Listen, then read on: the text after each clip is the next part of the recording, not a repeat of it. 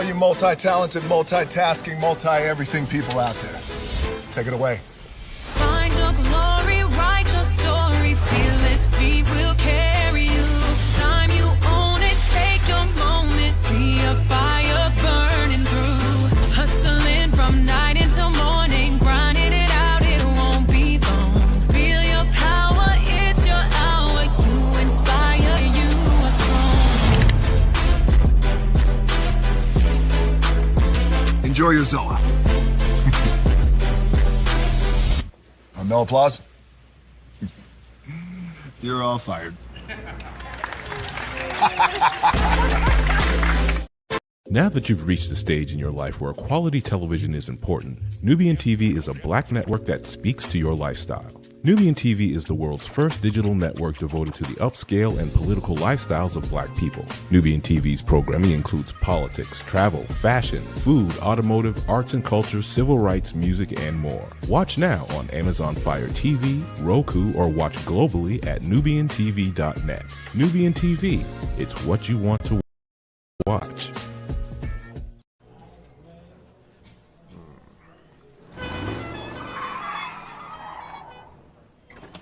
Come with me if you want to live a more delicious life. Oh, maybe we should get in the van. In this world, we don't get to control much. The past, male pattern baldness. Leggies. Got one right now. The urge to pop that bubble wrap. But there is one thing we do get to choose every single day: what we eat.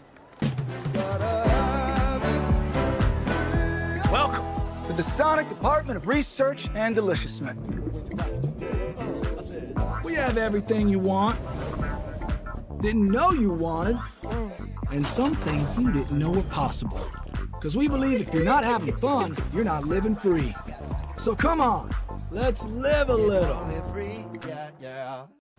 Hey, good morning, America.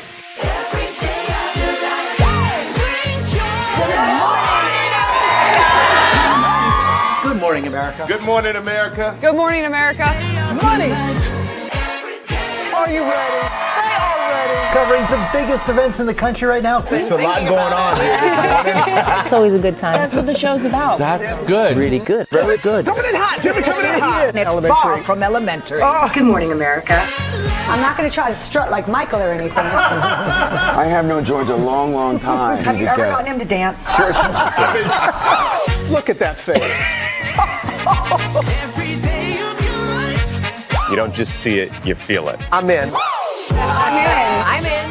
I'm in too. I'll be there. I am here and so happy. I'm in. I'm in too.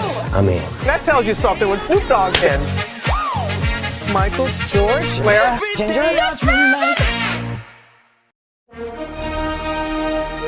Prepare for a journey beyond imagination, beyond belief, beyond anything you've experienced before. Universal Epic Universe, a new theme park where you'll step through extraordinary portals to 5 immersive worlds. Prepare for a cosmic voyage of discovery, an isle of fire-breathing excitement, a shadowy world of monsters and mystery, new wonders in the wizarding world, and a new way to play. Plus the splendor of a magnificent resort hotel overlooking the park. It's all new excitement at Universal Orlando Resort. A week's worth of vacation thrills with 4 amazing theme parks, a variety of spectacular themed hotels, and incredible dining and entertainment. It's all at Universal Orlando Resort, where you'll find new adventures every day. Explore the astonishing worlds of Universal Epic Universe at Universal Orlando Resort.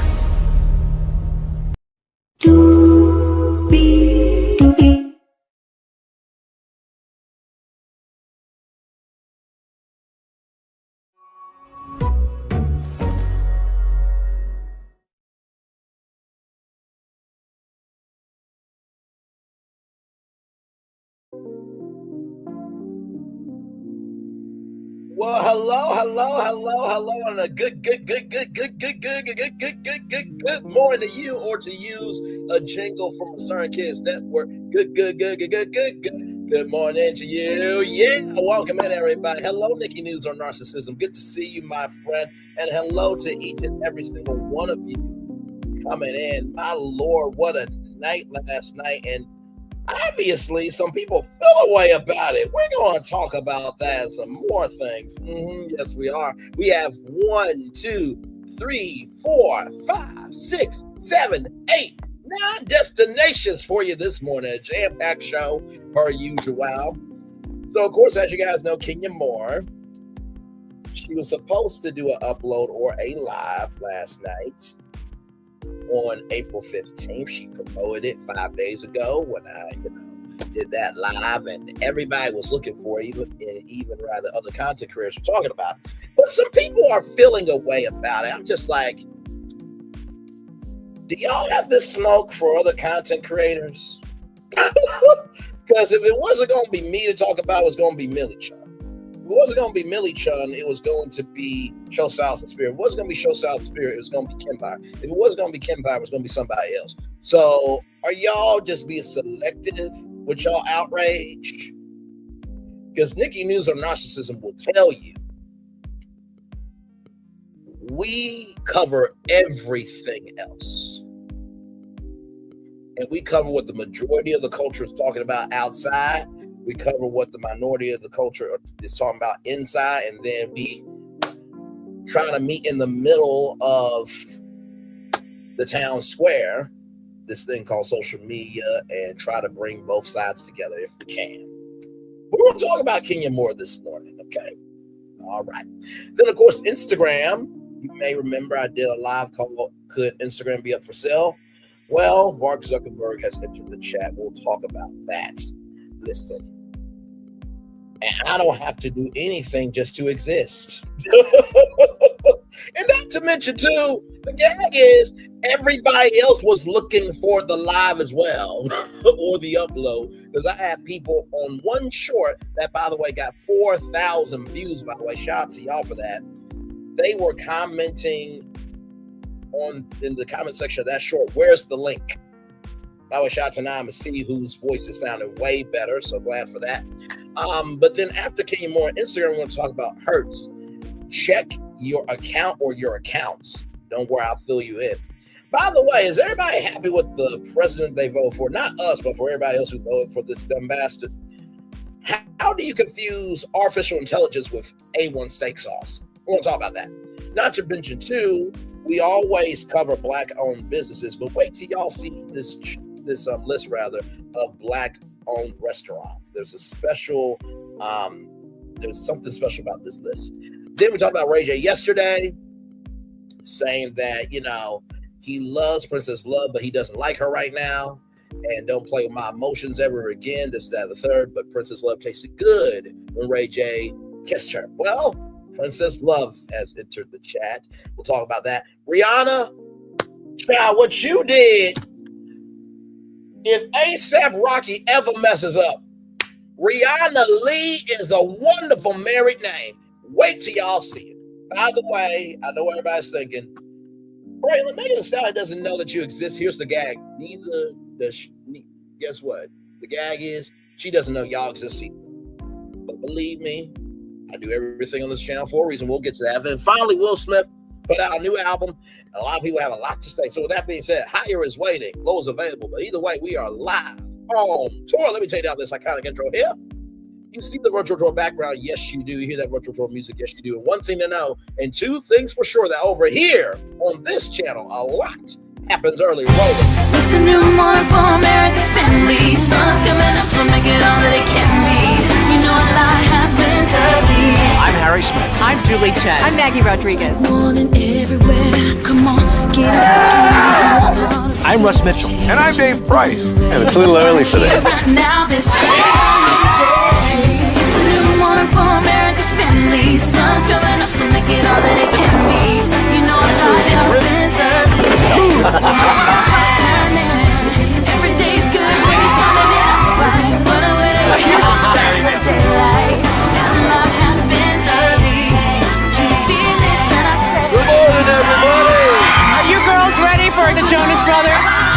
have an early show exclusive. Yes. A lot happens early.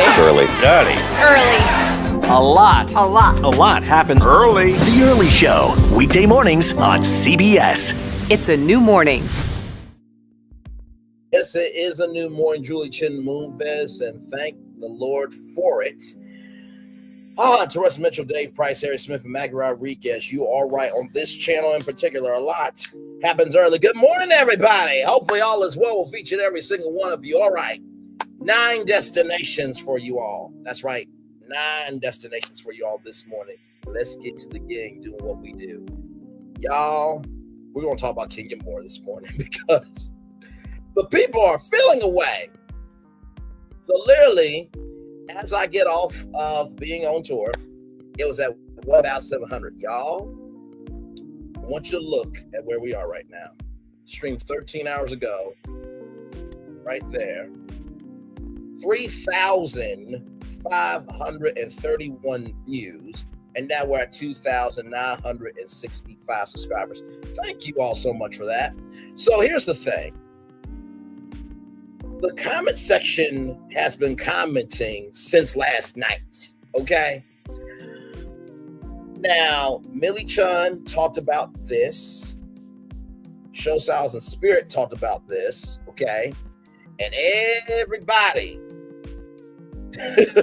was looking for this upload or live. Even Nikki News or Narcissist, by the way, she's a content creator. Like, comment, share, subscribe to her. She commented on the announcement rather of what this was supposed to be, and Nikki News said she was Team Twirl, but I'm here for the live because Nikki News knows, like she said right here, we cover it all over here, right? Okay. Now I understand if I'm in your algorithm for the first time, it can look like I'm a Kenya Moore hater. Okay, I get it, I understand it, and you know, it is what it is. But I want y'all to see the comment section here, okay? Let's see the comment section. Okay. So I'm gonna sort by newest comment first. Stop being weird. I don't know if she was just trying to be kind to me or what. People are allowed to change plans, go touch some grass. It's not that serious. Robin is that girl. Robin, are you that girl if you don't honor your word? Now, of course, plans change, but when you delete the post off of your Instagram, then it's a problem. Because everybody, I swear, everybody was looking for the link, okay? Even some of the people in this stream right here, they were like, wait, what's going on? So, believe me, I didn't just make this up out of thin air. And y'all, I want y'all to look at this comment from Carmen Vasquez, okay? I'm just going to count how many comments, okay? All right, here we go. 1, 2, 3, 4, 5. This is the 5th comment. 6, 7, 8, 9. 9 comments from one person being big mad that I covered factual, actual, smacktual information. What the hell? Thank you, Nikki News. I appreciate you. And she said I sure did on that announcement of live. But do y'all see how many comments? Let me count them again, y'all. Listen, I drink my water, I mind my black-owned business, and I go on tour. From Carmen Vasquez. 1, 2, 3, 4, 5, 6, 7, 8, 9. Good Lord Jesus. So I'm not going to read the double comments, but I just want y'all to see that people were feeling away. Relax, take a shower, go eat, go eat something, get off your computer, walk around the block, and come back Friday. You're going to see Kenya's confession. Why are you getting all worked out for? You mean worked up for? Laughing emojis. Today is only Wednesday. It's going to be working Friday. Why are you all going crazy here with her friends knowing what she's going to do, and we're not worried about you? So you believe Kenya Moore believes that you exist. Okay. We, her fans, know what you said. We seen it on Instagram. We seen it on Twitter. So we know what's going on here. Why are you making it difficult for you? It's gone. We're going to be okay. I don't know about you. Or you're going a little crazy around. I think a little crazy around here or what? Take it easy. It's going to be okay. Why are you getting so worked up over it? That's not your page. Worry about your page, not everyone else's. But yet they may not comment on my page, though. Okay, child. Why are you suffering and let her do stuff? Don't you all have things to do? Why are you waiting for Kenya? There were a lot of people waiting for Kenya. Here's a comment here. It's actually making perfect sense because I guess her team is called a creative director. She created a whole YouTube for what she's trying to do. She's not trying to make money like Nene and all the rest of them. This is her confessions causing everyone talking about her. So perfect sense. Proper plan prevents poor performance. Graduate from college, several degrees I have. Good job, Kenya. Don't mind the haters. So Kenya lied again, not in shock. The girl isn't a victim. And all this pistol messes were too, especially when she did save and show it a pal. She got days away from her, and the days and day don't match. The time and day don't match. Sis is going through. So those are the comments, right? Now, in full transparency, I want to show you what I said. Okay, I want to show you what I said. That sister had way too much time on her hands, in my opinion. Right. So I want to show you what I said. And we're not going to stay on this long, but this is full transparency. So this is to Robin Is That Girl. So I will repeat this again. She promoted it for April 15th. Everybody was looking for these confessions. I made a commitment to my audience that if anything were to happen, I will give them an update. It is a relevant topic. Other content creators talked about Kenya doing it on the 15th of April. Thank you for your opinion. Have a good day. This is a fact. It did not happen. Okay. I'm going to repeat this like I'm serving up vanilla ice cream. Kenya Moore said and posted on her social media channels that she was going to do April 15th. People were anticipating this live or upload of her doing her confessionals. It's a relevant topic. You are really feeling away over the story. You have the right to your opinion, but the facts are the facts. It did not happen on April 15th. Thank you for your opinion. Have a great day. Hang on one second. Hang on one second.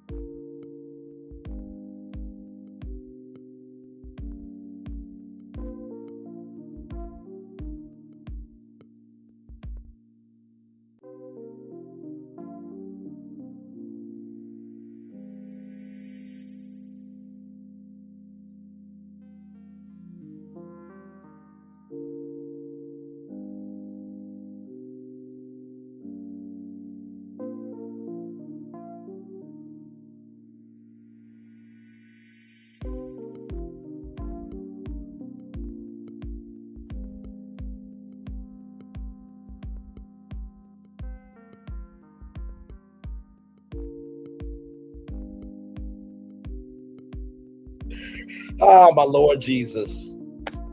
I have angels encamped around me. I got my Simbas and my Nalas. I got my Rays and Miss Evangelines and every other metaphor. Shout out to my good friend T-Talk with your girl. I'm upset that I missed everything last night. Pray I'll watch on the replay. Understood. Let's get back to this right here. Today. Oh, yeah. So here's another response here. Once again, she posted it to her social media channels that what happened April 15th. Other content creators talked about this, that Kenya Moore was going to be doing her confessionals. It did not happen. These are called facts. I was doing voice to text at the time.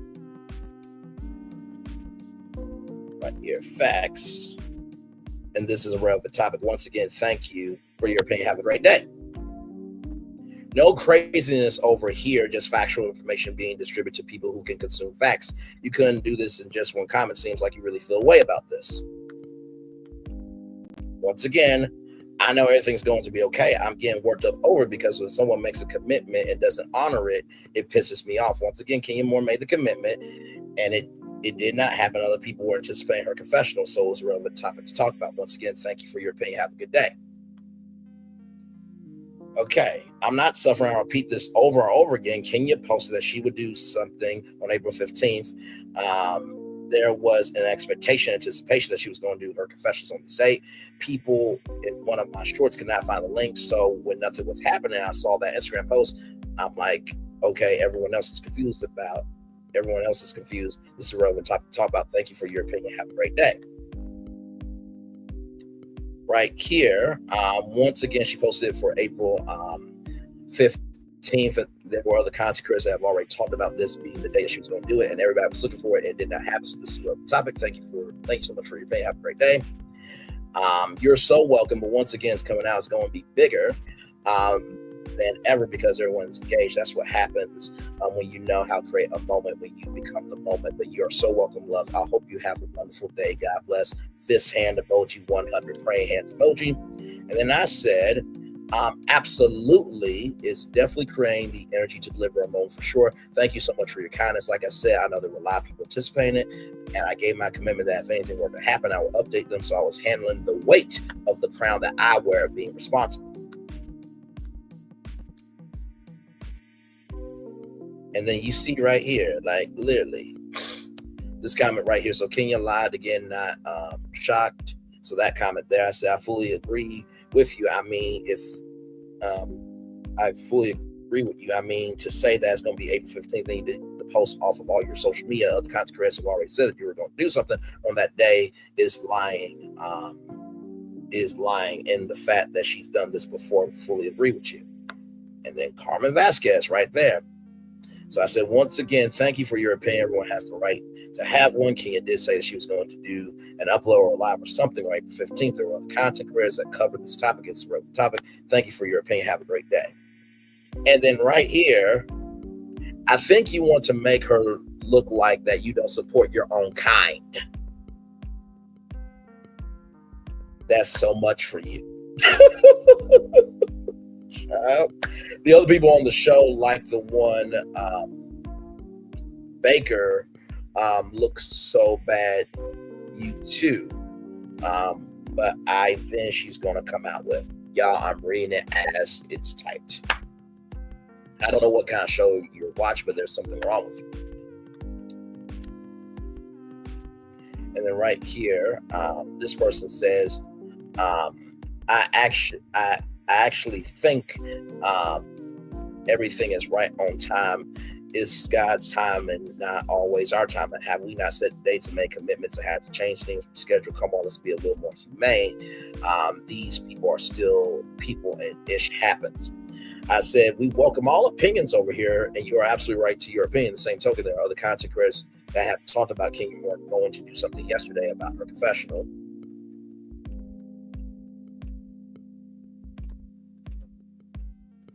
And this is a relevant topic, and I just reported on what was happening in live in real time. Thank you for adding your voice to the conversation. Have a great day. Now, why did I do those comments? Because guess what? Y'all not going to get on to me. Because like I said, if it wasn't me talking about it, It was going to be Millie Chun. It was going to be Show Styles and Spirit. It was going to be Kimbar. It was going to be Tea Talk with Your Girl. It was going to be Chit Chat with QT. It was going to be Queen Sheba. It was going to be Binge Worthy. It was going to be Michelle ATL. Somebody was going to talk about this. The fact is, and I will take down the comment here.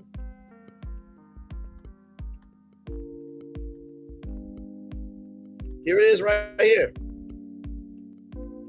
Take down the banner.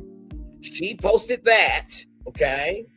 You could not find that confessionals in my words on any of her social medias, or social media channels rather, for those of you who want to be grammatically correct.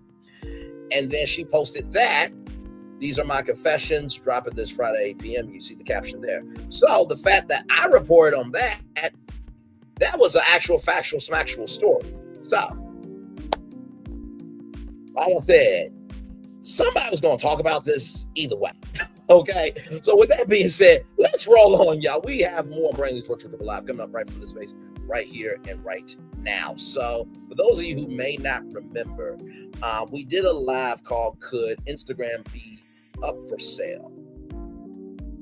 And I said in that live that the possibilities are endless. So let's watch this video from Corey McLean here, and then we're going to get to what Mark Zuckerberg had to say. Here we go. Everyone's wondering why the CEOs of America's largest tech companies were present today at President Trump's inauguration. And each of those CEOs' presence at President Trump's inauguration is actually confirmation to me that things are possibly going in a direction that they don't like, and they probably need some help to maintain the status quo. You probably didn't know this, but in 2024, the U.S. Department of Justice filed a suit against Apple for violating antitrust laws. And in September of 2023, the Federal Trade Commission and 18 states' attorney generals also filed a lawsuit against Amazon. But the biggest one is probably the fact that Google has successfully been sued by the Department of Justice for monopolizing search, advertising, and other digital markets. And one of the suggested remedies by the Department of Justice is that Google be made to sell Chrome, their browser. And if we took the time to look into the details of each of these legal suits right now, we would probably find that the Department of Justice and the FTC is taking a very strong stance when it comes to breaking up each of these companies. And so that brings us to the next antitrust lawsuit, which is the most important for us right now. And that's the fact that the Federal Trade Commission is suing Meta Platforms, Inc. for antitrust violations. The lawsuit alleges that Meta used anti-competitive mergers to gain monopoly power, specifically when they purchased WhatsApp in 2014 and their purchase of Instagram in 2012. Just a few years ago, Facebook went through a major restructuring and rebranding, and they became Meta, and Facebook was reduced to a simple platform or product that was owned by Meta, along with Instagram, WhatsApp, Messenger, Oculus, MetaQuest, Meta Portal, Ray-Ban Stories, Horizon Worlds, Workplace, Meta Ads Manager, Meta Business Suite, WhatsApp, and some others. It may seem like an insignificant detail, but I think it's critical to the way they chose to structure their business. At the time of this restructuring, I think they may have been trying to position themselves so they could be in a position of strength like Apple, because Apple had not yet had a lawsuit filed against them for violating antitrust laws or creating a monopoly, because they too have several products that they own: the iPhone, the iPad, Apple Watch, Apple TV, and the list goes on. And when you look at those different products, there's literally no way that you can break up Apple and say, hey, you have to sell off the iPhone or iPad. The only thing they could possibly do is say, hey, you have to give third parties access to the App Store, or give people the ability to download apps from third-party app providers without going through your App Store. And if that was the case, then Facebook would simply be able to argue, well, we give people access to our platforms to tie in with their APIs. We don't have a closed garden. But then Apple got hit with their case. And so that argument is probably not going to hold up in court. And there are some arguments that the judge has already said Meta's not allowed to use. So why is this important? Because the FTC is actively seeking to force Meta to sell Instagram. Now, the reason this is huge for content creators is because if Instagram is sold by Meta, that means that it's going to have a new owner, obviously, but those new owners can actually institute a new policy as as far as content moderation. Now, we all know that Meta has taken this free speech. Now, not just content moderation, but also content monetization, right? Because depending on where you are, depends on how much you can play. Let me flip that reverse around back. Depending on where you are in the world of social media, depends on the rooms you can get into to play, right? So right now we're getting close to 3,000 subscribers. Thanks to all of you. One love, much love, all love. I feel the love and I send it right back to you, of course. But let's just say you're at 10,000 to 50,000, 50,000 to 100,000, 100,000 to 1 million subscribers, right? The higher you are in sub count and views, that creates stability for brands to invest in you. But what about the nano and micro influencers? That's where it gets tricky. Now, of course, the tide is changing because what companies are recognizing, oh, wait a minute, okay.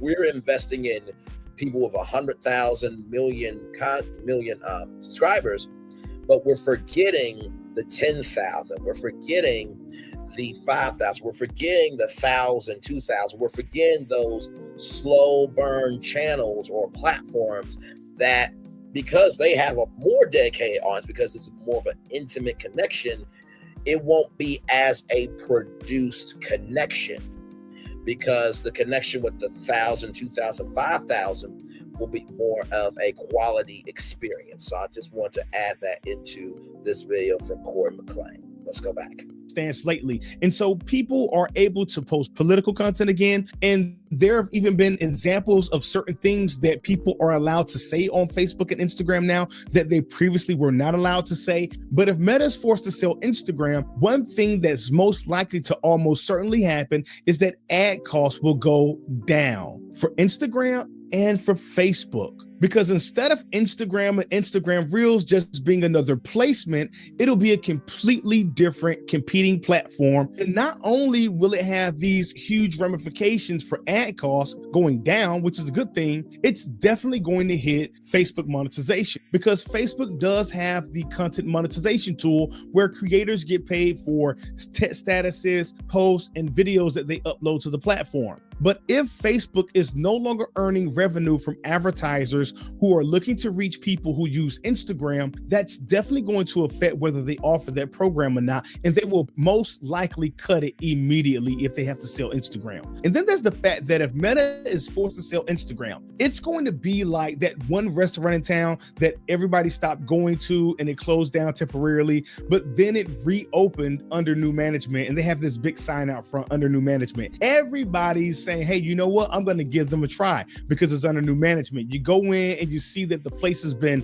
redesigned, remodeled. There's a new layout. There's a new menu. The staff has been replaced. People are kinder. Service is better. And so the restaurant can turn around. And with the potential TikTok ban still hanging over our heads, Instagram would be in a position, if Meta were forced to sell it in the future, to where they could position themselves as the TikTok replacement, because they're the closest thing to it in America right now when you look at the surface of the app. Now, when we talk about the algorithm and the culture of the platform, it's the furthest thing from it. But then again, new management can come in and redirect the platform so that it comes more closely in line with what the populace is actually looking for. And if that's the case, I think that a lot of TikTok creators would actually consider going to Instagram. I think that a lot of people who just use TikTok on a regular basis would actually prefer Instagram. And I think that Instagram would actually come out as a dominant player in the social media field. Because let's face it, as far as social media goes, TikTok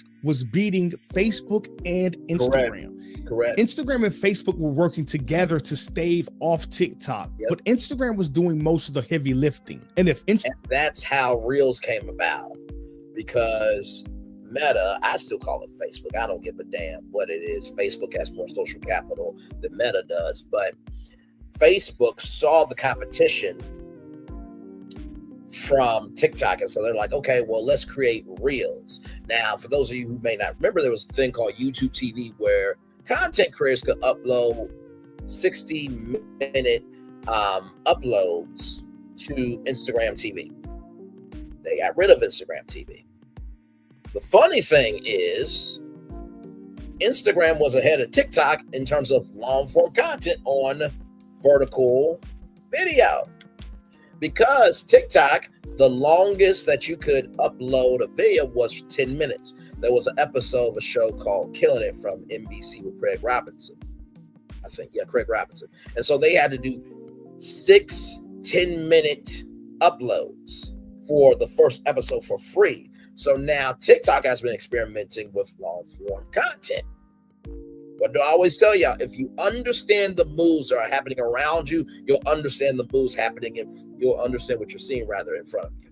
Instagram is separated from Facebook, then Facebook will now have to compete against the platform that saved it from TikTok. And I don't see Facebook surviving that. And it's important that I mention right now that it's not just Instagram. You have to think about Threads and their new CapCut-like app that they're planning to release called Edits. These are not just platforms that they're looking to roll out to compete with Twitter and so forth. And it's my opinion that this is all strategic to put them in a unique position so that in the event they do lose at trial and the Department of Justice is going to make that recommendation to sell Instagram, and let's just say that the judge says you need to sell Instagram, they can appeal that judgment, just like Google is appealing their judgment about Chrome, and they can argue we're an ecosystem of apps similar to Apple and Apple products, and we shouldn't be forced to sell, because you wouldn't make Apple get rid of the iPhone or get rid of the iPad. You would just give them certain regulations, and so they will make a list of alternative regulations that restrict their activity and their ability.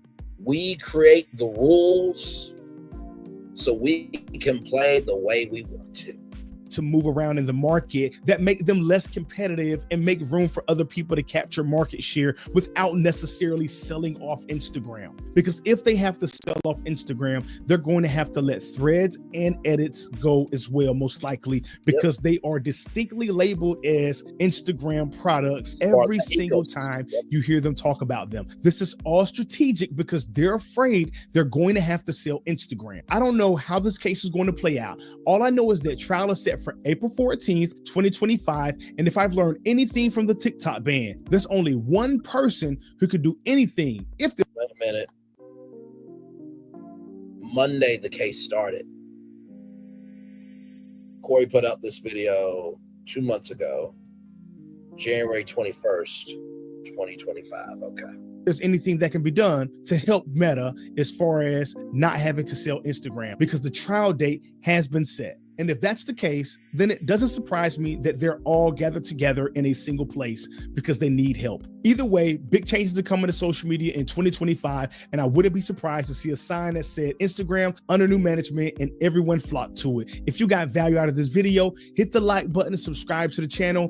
Turn on notifications so you never miss a video. And as always, take care, have a good day, and I'll see you in the next video where I go in detail about how the TikTok ban is actually already impacting Facebook and Instagram. I had to get my hands. Corey McLean there. I just want to show y'all this right here. So I did this stream 2 months ago, Instagram up for sale. So with that trial that started Monday, here's an update from Mark Zuckerberg from The Verge. Mark Zuckerberg suggested spinning off Instagram. That's what it says here. Mark Zuckerberg suggested spinning off Instagram. Mark Zuckerberg suggested spinning off Instagram. Most companies actually perform better after they've been split up. Meta CEO told his executives in 2018. Are you serious? Really? Really? You really gonna do this to me right now? Okay. Hang on, y'all. We are live, child. That don't mean we can't make it do what it do. Mark Zuckerberg, Instagram.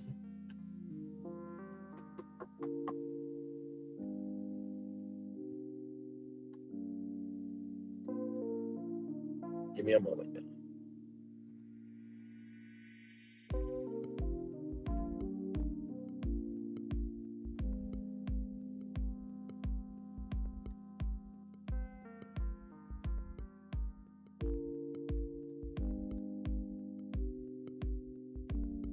Of course, shout out to Yahoo Financing.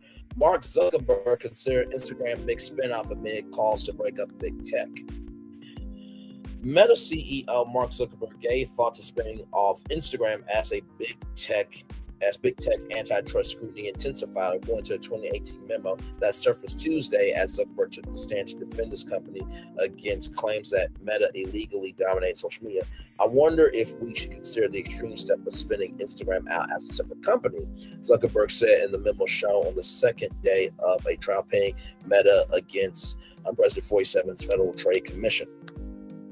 As calls to break up the big tech companies grow, there's a non-trivial chance that we'll be forced to spin out Instagram and perhaps WhatsApp in the next 5 to 10 years anyway, Zuckerberg wrote in 2018 to other executives, according to Reuters. The Federal Trade Commission is now asking for D.C. Federal Court Judge James Boasberg, as a part of this new antitrust trial, to force Meta to sell off Instagram as well as its messaging service, WhatsApp. Instagram became a central topic for Zuckerberg as he spent his second day on the witness stand answering numerous questions from government prosecutors and being confronted about his passwords and documents. In 2012 email, Zuckerberg told then Facebook's then CEO, Chief Financial Officer David Edelman, that a purchase of Instagram and other startups could be looked as a way for Facebook to buy time. Even if some new competitors brings up buying Instagram, Foursquare, etc., now will give us a year or more to integrate their dynamics before anyone else can get close to their scale again, Zuckerberg wrote, according to an account of the testimony reported by Bloomberg. Zuckerberg agreed under questioning by the Federal Trade Commission's attorney that buying Instagram was intended to neutralize a competitor, but he added that the purchase was also meant to boost Facebook's quality and functionality. I read this as talking about incorporating the functionality and staying ahead in terms of quality, but scale is one aspect of that, and time is one aspect of that, Zuckerberg testified, according to Bloomberg. It's not accurate to say that the only reason we were interested was the scale or growth rate, which I think that your question is implying. And then here are documents. So we zoom in there. Kellogg, Hansen, Todd, Fiegel, and Frederick P. ILC. So as you can see here, the trial is going to be happening from April 14th, 2025 to June 5th of 2025. So April, May, June. So a 3-month trial over the Federal Trade Commission versus Meta Platforms Incorporated. So, Mark might as well just move into the Capitol. Look, I'm sure after the January 7th attack, they have to have some open, free rooms there, or just, move to Washington. But wait, I think Mark Zuckerberg lives in New York. No, he lives in LA, but he also got a place in New York. Just do an extended Airbnb or Verbo. Just saying. Zuckerberg also told the court that Instagram's interest in Facebook's interest in Instagram was also tied to its struggle to build its own photo sharing app. While the company was analyzing building versus buying a camera app, he said he thought Instagram was better at that, so I thought it was better to buy them. Building a new app is hard, so we're testified that many more times than not, we have tried to build a new app, it hasn't got a lot of traction. Just like Facebook Live when, Periscope was around and Meerkat and YouNow and Bigo, many other live streamers were around. But I will say the best live streaming platform was Periscope. And, I thank God that Periscope was around when it was around and Elon Musk was not part of it, because my Lord Jesus, Periscope would have went a fucking mess if Elon Musk had Periscope. Just saying. I mean, we already see what he's doing to the government. So, past behavior predicts future behavior, child, in the words of Dr. Phil, which, Dr. Phil. No question that they viewed Instagram as a competitive threat. One legal expert who conducted a past Meta inquiry for Congress said he thinks Zuckerberg's testimony will help the FTC Federal Trade Commission overcome its major hurdles in this case. To me, there is no question that they viewed Instagram as a competitive threat, said Slade Bond, former chief counsel to a House of Representatives anti-subcommittee who helped lead a 2019 congressional inquiry into Meta and other big tech companies. He's now attorney at Kunro, Gilbert, and DeLuca. Now, I wonder if the Teen Titans are going to, be on trial as well, because, Slade and the Teen Titans, they have a rivalry. I'm joking, y'all. Listen, you saw the thumbnail. You know my voice, and damn it, you know why you here. Let's keep going. Bond added that Zuckerberg testified that Facebook had to spend $1 billion to acquire the app because of its skyrocketing growth rate. Those email impressions are not subtle. Bond said you have a young CEO in his late 20s writing whatever he thinks his senior leadership team at any given hour of the day, and now we're supposed to believe it's not true, which just doesn't follow. However, to win this case, the Federal Trade Commission must prove that at the time of the Instagram and WhatsApp acquisitions, Facebook operated in the personal social networking market, a subset of the broader social media market, and that has its challenges in markets where there's no discrete price for services, according to Bond. On the question of product market definition, this is just tough for courts, particularly in non-price markets, Bond said.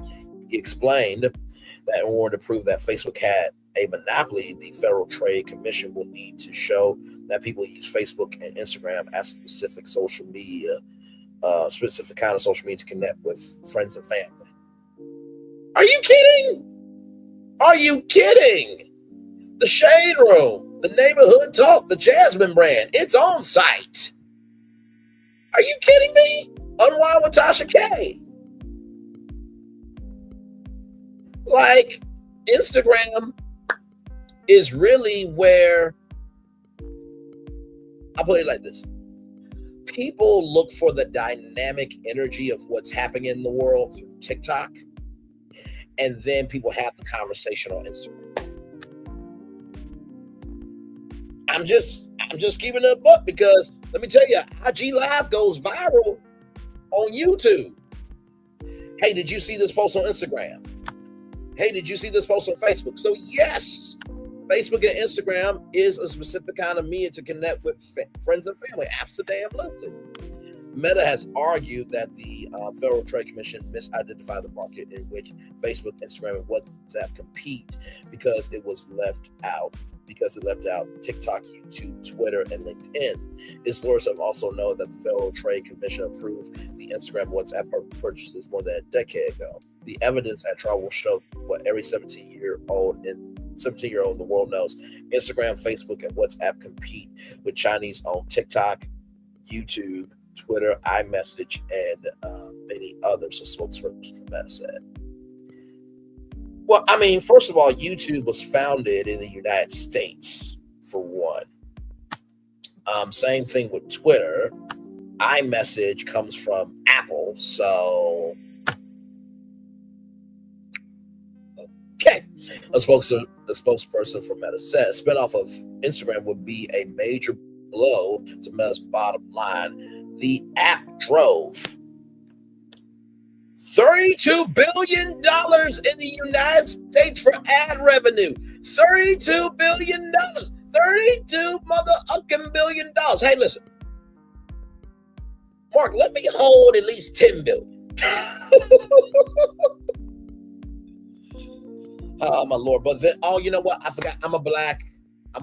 Oh, my God. But you know what? 47 part of Carlos Watson. Oh, I'm sorry. Carlos Watson had a status that 47 could accept. So, you know what? I probably would go to jail. Although, 47 is a convicted felon, right? Okay, rolling on.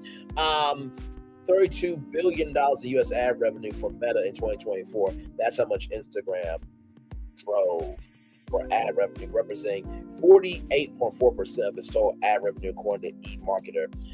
Judge Borsenberg allowed roughly 2 months for both parties to present their cases, potentially stretching the proceedings into July of 2025. Child, listen.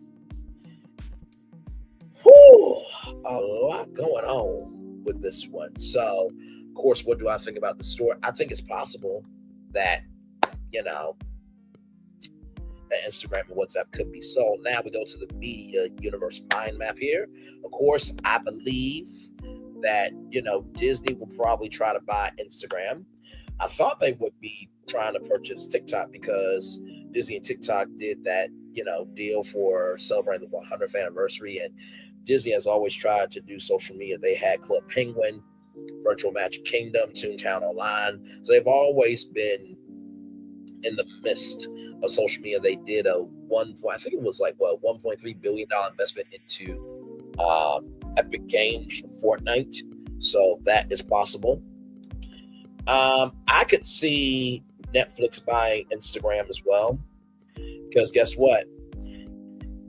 And I said this for Disney and TikTok. Let's just say that you did a show on TikTok and Disney and TikTok really liked it. Then guess what? You could get a Disney TikTok deal. Same thing with Instagram. If there are shows on Instagram that are trending, then guess what? You could do a Netflix Instagram deal. Paramount ain't going to do it because they're in $14.9 billion worth debt. Fox, possible. Comcast, possible. Walmart is in the race for TikTok. Instagram shop is not really as trending as the TikTok shop, but still anything is possible.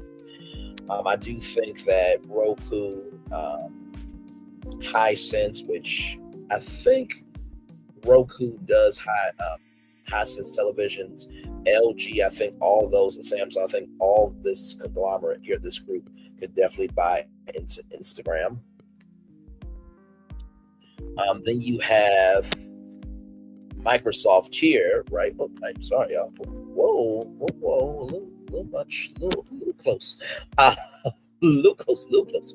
They have LinkedIn, which is like the professional Facebook, but they don't have a social media platform. So I think Instagram could definitely go here. You got Xbox and Minecraft. So imagine Minecraft content trending on Instagram, and then you can put that Instagram content on Xboxes. Then you have Nintendo and Super Nintendo World opening up at Epic Universe. They are trying to be more of an entertainment company, so I can see Nintendo getting into the game. I can see Sony getting into the game as well. Amazon, they got Twitch, so they really don't need Instagram. They really don't. Now, I will say this, right? Google, which their name is Alphabet owns Google, right? So, does Alphabet really need Instagram? Not really, because people are consuming more videos than photos. But imagine though, when I go live, right? And you can do this with StreamYard or Restream or OBS or any one of the live streamers, that you can do multiple channels. But imagine if Instagram was integrated into the Alphabet Google platform, because as you all know, Google has done Google Plus and many other social media accounts or social media platforms. So Google has been trying into the social media space for a long time as well.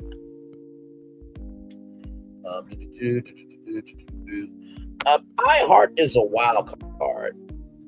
iHeart and Sirius are wild cards. Spotify, Napster, they're wild cards because they're known for music. But SiriusXM and iHeart, and Spotify, and Napster are becoming more known for audio content. So imagine, if you will, podcasts on Instagram being able to be uploaded into those platforms. So those are the companies that I see for that. Now, WhatsApp, and also too right here, Apple doesn't have a social media platform. So imagine Instagram through Apple. Now, when it comes to WhatsApp, right, now there's a platform called Text Now where you can get a free number and also cell service, right? So could WhatsApp go to T-Mobile, Verizon, AT&T? I think it's very well possible. For sure, I think it's very well possible. Also, too, there's a company called Helium Mobile, which they have a free cell phone plan. So I think that, you know, what do they call it? Mobile virtual operator. Hang on.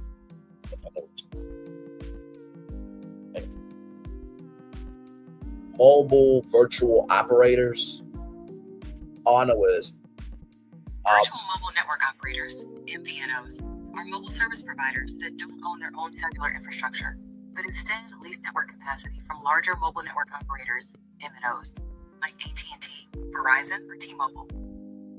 Thank you very much, Google. So there you go. So I think so MVOs could be a part of this as well. Of course, Xfinity Mobile is a part of that too. And then don't forget Cricket Wireless as well. So those are my thoughts on that with Instagram. So yeah, you never bought anything from Instagram Shop. And that's what I'm saying, right? A lot of people don't know about Instagram Shop. So I do think that Instagram and WhatsApp definitely could be up for sale. So anytime I need to make a decision in the world of media, this is the map I use for my man, Mr. Evan Shapiro. Shout out to him for sure. I think that's all the people that I am seeing right now. And then Warner Bros. Discovery, I mean, another wild card could be possible. But yeah, I think that's everything. Yeah. One more point. If Beats by Dr. Dre, which is now owned by Apple, if Beats by Dr. Dre was its own company, I think Beats by Dr. Dre could buy Instagram. Absolutely. Are you kidding? Not to mention, too, imagine WhatsApp messages read to you through your Beats headphones. Listen. I just get brain dictions, okay? All right. So, more Brainley's Virtual Door Live coming up right from the space right here and right now. Let's talk about some steak sauce, people. From People Magazine, people.com. Steak Sauce brand has hilarious response after Secretary of Education confuses A1 for AI. Every school should have access to A1, wrote the condiment brand, poking at Linda McMahon's flub. The rest of y'all vote for this dumb fuck of a president, and we have a Secretary of Education that got confused with artificial intelligence for A1 steak sauce. Child, that's funny. A recent panel with Secretary of Education Linda McMahon left viewers wondering if she was referring to artificial intelligence or steak sauce. When discussing technology in schools, McMahon, 76, and by the way, she's the ex-wife, Vince McMahon from WWE, touted the importance of A1 while she was presumably referring to AI. The brand A1 sauce has some fun with the viral flub. AI development, I mean, how can wait a minute. I think this is A1 development. I mean, how can we educate at the speed of life? We don't have the best technology around to do that. McMahon asked during the ASU plus GSV Summit in San Diego on April 8th, using the acronym correctly in that instance. I agree. Best to start them early. Are you serious? Y'all think that shit? A1 for education. Okay, now listen. A1, first of all, I think this is what you should do. Make those bottles real. Proceeds from all those bottles go into the A1. Start them early scholarship and grant program. The grant program can go to nonprofit organizations and entrepreneurs trying to be A1 in their top tier energy of making the world better. And then at the A1, start them early scholarship to have freshmen, sophomore, juniors, seniors, fifth year seniors, and also grad students being able to get through college. That's the best way to do this. And also make merchandise. The proceeds from that merchandise also go to help people be of A1 energy. Yeah, this is what I do, child. You heard her. Everyone should have access to A1. That's theirs. However, She wanted to recall there was a school system that was going to make sure that first graders, even pre-Ks, have A1 teaching. Every year started that far down the grades. That's a wonderful thing. Kids are sponges. They just absorb everything. She could do. It wasn't all that long ago that it was. We're going to have internet schools. Now let's see if A1. Now let's see A1 and how helpful and how that can be helpful. Well, I believe A1 can definitely do the A1 start them early foundation and fill in the gap. Oh, my Lord Jesus. On Friday, April 11th, the condiment company responded on Instagram with an image of a sauce ball altered to say for education purposes only. I agree. Best to start them early reads text over the image while the company caption reads, you heard her, every school should have access to A1. A representative for the brand told people while A1 becoming the unexpected star of a panel on the future of education wasn't necessarily on our 2025 bingo card. When the moment was served up like a juicy steak, how could we not bite on it? Love a good brand that knows who the fuck it is. They own it and they execute it. Damn it! Oh yes, love it, love it, love it, love it. You know how much? You know how I'm excited I am about the story, y'all. I'm so excited that I'm feeling this good about it. I'm feeling this good about it. Reinsurance.com. So good. So good. So good is everywhere. So good. And while no one knows exactly where it started, for 70 years there's been only one way to describe the world's best chicken. So good. So good. It's so good. Help KFC celebrate 70 years. Get 4 free pieces of original recipe chicken with the purchase of any 10-piece meal or larger. S-O-G-O-O-D good. I am feeling so good. We're thrilled at the positive reception to our response as it underscores the team's agility and the strong collaboration with our partners. The funny post from A1, which is a subsidiary of Kraft Heinz, prompted numerous cheeky comments. My husband wants a bottle for his desk. He teaches middle school at least until they replace him with A1 Red One reply.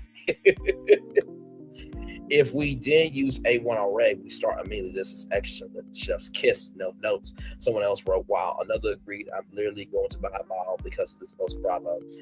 One clever comment to observe when it comes to education, there's so much at stake. Now, look. What the fuck is y'all ass doing here? Look, Braylon, look. I don't like it. That people are making fun of Linda McMahon. Okay, listen.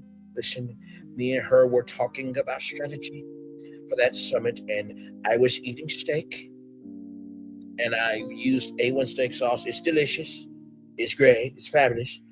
And, I guess our conversation lingered on a little bit longer than I thought, and she said A1 steak sauce. Now, I don't like it that people are making fun of it. I don't like your brilliance, your excellency, and your wonderful imagination giving A1 the sauce. Damn it. See, I now am into the bull's job. No, sir. You're a fucking racist, bigot, and everything in between. You cannot use bull job. That it's our turn. Look, Brandon. Look, I have a black in my family. His name's Tiger Woods. He knows how to take a metal rod and swing balls hard. Okay, I know a thing about that too. You know what? Get the fuck off my show. Okay. I will go back to the White House. That is purely white. Slaves built that. Melania, we gotta get out of the White House. Okay, it's built by slaves.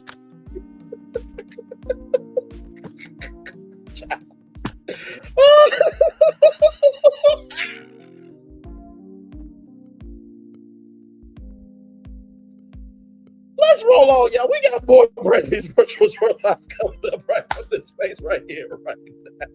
Speaking of blacks making things happen in the world, I saw this from Tasting Table and thought this was really, really cool. So this is an article about 11 Black-owned restaurant chains across the United States. So here we go. Black people have played a big role in shaping America's food scene. Dookie Chase's, Harlem's iconic Sylvia's, and Jones Barbecue. I think Virgil's Barbecue is on that street where Good Morning America is, of course. ABC making the dumbass decision to move Good Morning America out of Times Square, even though they honored Robin Roberts for plaque outside of Times Square, and they celebrate 20 years of being in Times Square. So you're not just fucking up with theme parks, but you're also fucking up with broadcasting. Great job, Disney! And Jones Barbecue, one of the best barbecue restaurants in the United States, are just a few legendary institutions that introduce American palates to Black cuisine. Imagine life without fried chicken or mac and cheese. They weathered the climate of discrimination and laid out a foundation that future Black restaurants built upon. Today's soul food, chicken and waffles, and Nashville hot chicken appear on menus nationwide. All Black inventions and American staples. Black-owned restaurant chains like Roscoe Chicken and Waffles are known as much for food as they are for slipping sayings. What's more, the scene has expanded beyond the umbrella of Southern food and now serves a wider variety of cuisines, from vegan cheeseburgers and cafe fare to Asian fusion and more. Here are 10 Black-owned restaurant chains across the United States that we recommend visiting. So here we go. Ezel's Famous Chicken. With 18 chains across Washington State, you'll have no problem locating this Black-owned staple. Ezel's Famous Chicken was opened in 1984 by brothers Ezra Stevens and Samuel Stevens, brothers Lewis Rudd and Darnell Rudd, and Faye Stevens, Ezra's wife. Fresh hand-battered fried chicken and fluffy muffin-shaped rolls keep locals coming back for more. Here, everything is made fresh every day of the week. Oprah Winfrey has even called it her favorite fried chicken, which locals pair with classic soul food dishes, side dishes rather, like mac and cheese, baked beans, coleslaw, corn, potato salad, mashed potatoes, gravy. Adding home-baked peach cobbler or sweet potato pie to your order will complete the experience. Takeout style with limited, sorry y'all, my leg is itching. With limited seating, but some have space for mid-sized groups. Ben's Chili Bowl, another Black-owned restaurant chain there. This Washington, D.C. landmark has served fresh homemade bowls of chili since 1958. Founded by Ben and Virginia Ali. Walking through its doors is like being transported to a bygone era. Photos of celebrities line the interior, revealing a rich history. At the flagship locations, orders are served over the counter and eaten on a padded stool or in a booth, none of which have changed in over 60 years. 6 decades, 10 years each, y'all. The main attraction is Ben's world-famous chili, which has enjoyed solo or spooned over hot dogs and half smokes. The menu also features hamburgers, sub sandwiches, and more. Missing this yellow, white, and red colored tourist spot is hard, along with 6 locations in Washington, D.C. Ben's Chili Bowl can be found in North Virginia and Maryland. Roscoe's Chicken and Waffles, everybody. No restaurant is more synonymous with chicken and waffles than Roscoe's. Founded by Herb Hudson in 1975, it is one of Los Angeles' premier foodie institutions, from celebrity signs and appearances on TV and movies to a visit from the President of the United States, Barack Obama. Let me add that in. Everyone has tasted Roscoe's iconic blend of sweet and savory. Famous side, this chain serves some of the best chicken and waffles in the United States. The chicken is crispy and juicy. The waffles are moist and chewy, and there are plenty of sides. We recommend the greens, which are nicely seasoned with vinegary kick. Roscoe has a full menu of tasty, so classic first-timers must try SCO's Special 1, featuring 4 pieces of Southern fried 2 waffles. The gravy drenched SCO's Special 2, however, is for those who are ready to dive into the deep end. It is a popular spot, so crowds are normal. Fortunately, there are 7 locations throughout Los Angeles, California. A Slutty Vegan, which, by the way, congratulations to Mickey Cole. She just bought back her rights to Slutty Vegan. Also, shout out to Karate Beacons, and she just bought the rights back to her beauty brand TPH as well. So a lot of Black excellence happening in the world for sure. Pink and Cole founded Slutty Vegan as a healthy alternative to many of the foods that cause hypertension, cholesterol, obesity, and other foodborne ailments common in the Black community. A journey that began in Cole's two-bedroom apartment in 2018 has expanded to 11 locations across Atlanta, Alabama, Texas, and New York. Slutty Vegan sells suggestively tiled burgers and fries, names like Sloppy Toppy, Fussy Hussy, and Hooker Fries. Lure customers in, but the chain's success proves why it's the best vegan restaurant in Georgia. These burgers are more than marketing gimmicks. The one night stand is a standout, featuring a plant-based patty layered with slutty strips, vegan bacon, vegan multi-vegan cheese, onions, lettuce, tomato, and the signature slut sauce on a sweet vegan bun. It's one of several mouthwatering burgers to try. Wash it down with slutty lemonade. Don't forget to try the vegan sweet potato pie banana pudding. Hey! Let me get 2 sloppy toppies. Let me get 5 cups of that slut sauce and throw in some hooker fries, damn it.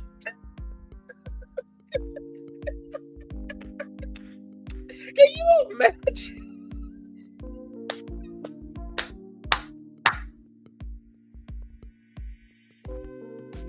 How many times do y'all want to bet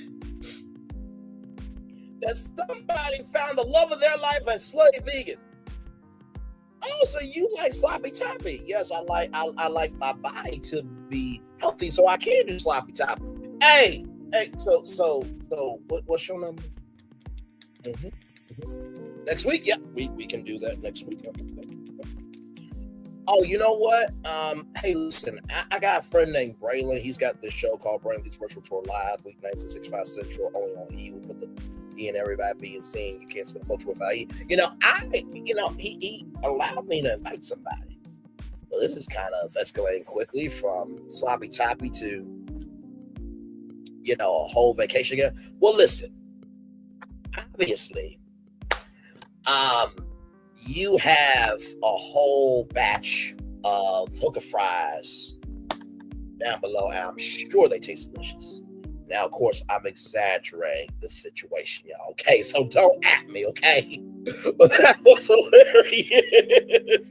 Oh, vegan sweet potato pie, banana pudding. Oh, that sounds delicious. All right, Prince's Hot Chicken, not Purple Rain Prince, okay? Nashville's famed hot chicken was invented by the owner of legendary Black-owned restaurant Prince's Hot Chicken. According to Thornton Price, the idea came to him following a botched revenge plot from a scorned lover. After finding out about his infidelity, she used his love for fried chicken against him by adding a dangerous amount of hot peppers and spices to a fresh bat. The ploy ultimately backfired, as Thornton not only enjoyed the hot chicken, but was inspired to perfect the recipe. Prince's Hot Chicken opened around 1945. Oh my Lord! So the resurgence of it, because I heard about Nashville Hot Chicken in what? Maybe 2020, maybe? That could be me though.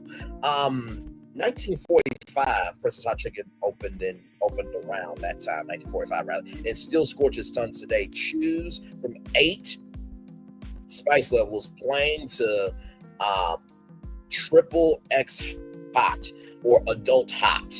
Y'all know what you're looking for. Let's just leave it in.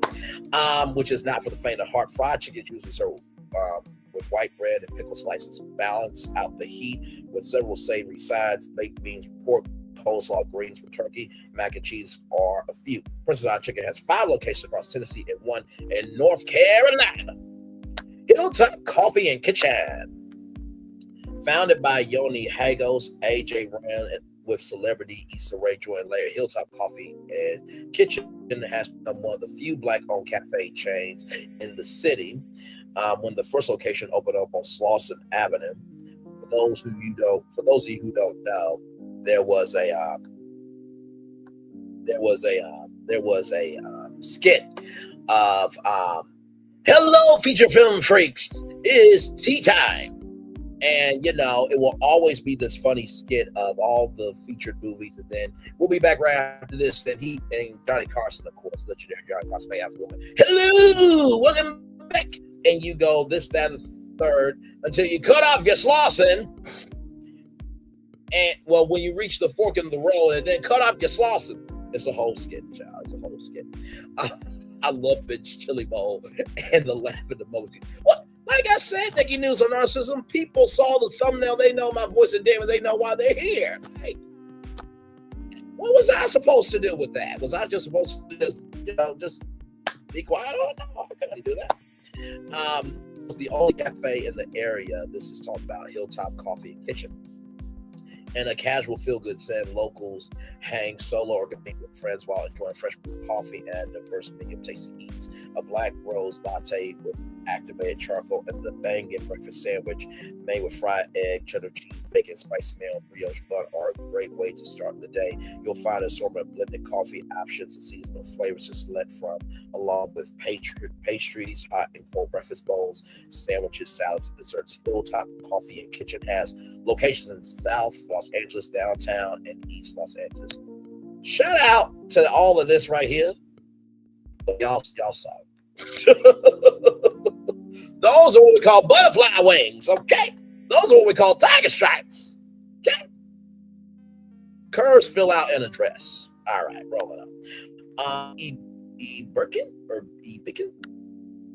Ethiopian and Asian cuisine meet at Birkin, a thriving Baltimore-based chain named the Top 100 Restaurant by Yelp 3 years in a row, and a James Beard semifinalist. Owners Efrain Abid and Steve Chu deliver an experience unlike anything you've ever tasted. Serving bao bun sandwiches and bowls of spicy neighborhood bird bun is the fusion of flavors made of Taiwanese curry fried chicken sprinkled with Ethiopian spices, topped with fresh pickles and herbs, and spicy sambal mayo drizzle served on chewy bio buns. There are 5 mouth-watering buns to select from, including 2 vegan options and an even larger selection of bowls. Customers say that Ekan bowls balance taste and texture, delivering harmonious complexity. Creative sides like broccoli, tempura, spicy Ethiopian red lentils and rice, and full spice cheesesteak egg rolls make it hard to narrow down which menu items to order. Stop by any of the Big 3 takeout friendly locations in Baltimore, 1 at Fells Point, Hampton, and South Baltimore. What ass barbecue? Let's have some barbecue. Get on up. It's what we want to do. To the left. To the right. That's an actual song, y'all. You know what?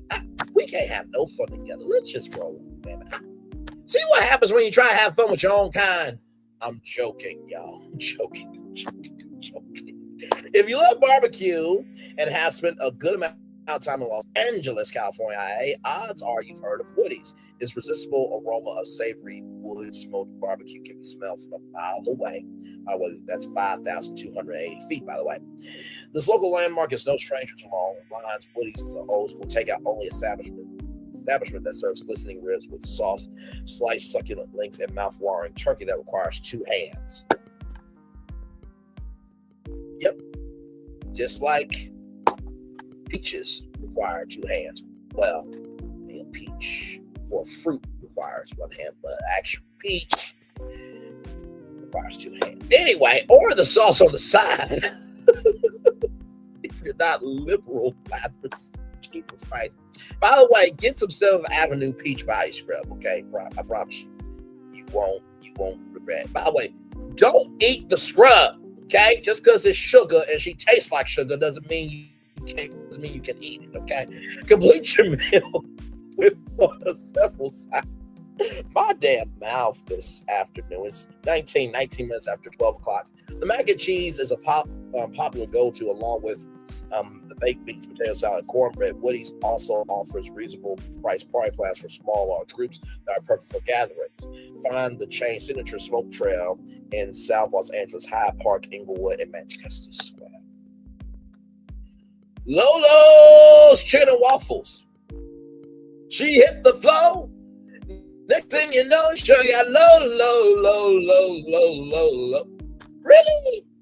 This is what we're doing. This is what the hell we do? Really? Okay.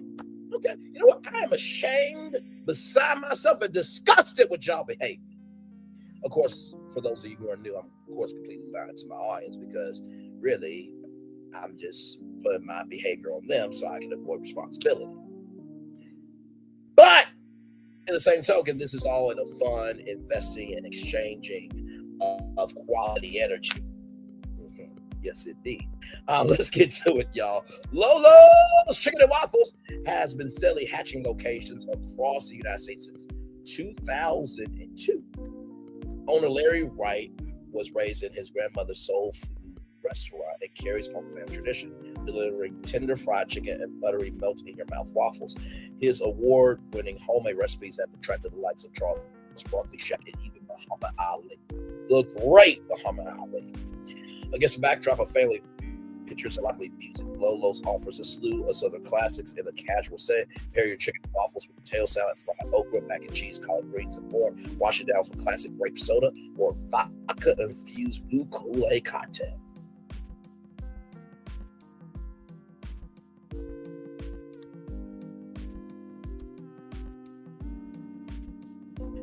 So, hey, Lolo's Chicken and Waffles, I just have a question for you. Can you accommodate your man and your friend and family member? And listen, you don't have to, but also too, the scripture says you have not because you ask not. So I was wondering if I ever come to Lolo's, if we can accommodate that blue Kool-Aid cocktail in this, just please and thank you. Just request. Lolo's has a wide variety of drinks, alcohol, beverages, and also sells branded barbecue sauce and seasoning rubs. There are 4 locations, 1 in Las Vegas and Texas, and 2 in Arizona. Blue Sauce Barbecue. Yes, indeed. And Bloodsoe, Kevin Bloodsoe has been on Bar Rescue as well. Bloodsoe's Barbecue, a restaurant chain owned by Los Angeles native Kevin Bloodsoe, has racked up more than ribs since launching in 2008. It has amassed accolades that include a James Beard Award for Cookbook, 2 Steve Harvey Moody Awards, and numerous appearances on popular food shows like Netflix's American Barbecue Show. Netflix, where was my invite to host a damn show? Ain't no damn sense. And Diners, Drive-In, Dives with Guy Fieri and Forrest on Bar Rescue as well. Bloodsoe's barbecue meats are prepared low and slow in a custom-built smoker made in Texas. Not Texas, Texas. The aroma of barbecue cooked over wood permeates through the restaurant. I was about to say throughout the restaurant, but through the restaurant. The interior, the restaurant's casual rib shack, like interior where customers enjoy filling family style portions and rave about the sides. All the meats come in 3 sizes: 1/4 pound, a half pound, or a pound. The pulled pork sandwich is popular. Pick over for with tender strips and coleslaw or toasted bun, dripping savory sauce with each bite. Bloodsoe's signature, however, is the deliciously charred brisket. Vegans have a jackfruit option as well. Find one of LA's premier barbecue purveyors on La Brea Avenue and in San Marco and the venues. Cleo's Southern Cuisine. By the way, Cleo, you know what? I'm just going to do it. Listen, I'm going to have to do it, y'all. I'm going to have to do it. See, I was going to start something, but hold up, shorty, hold up, ish. Hold up, shorty, hold up, ish. Hold up, shorty, hold up, ish.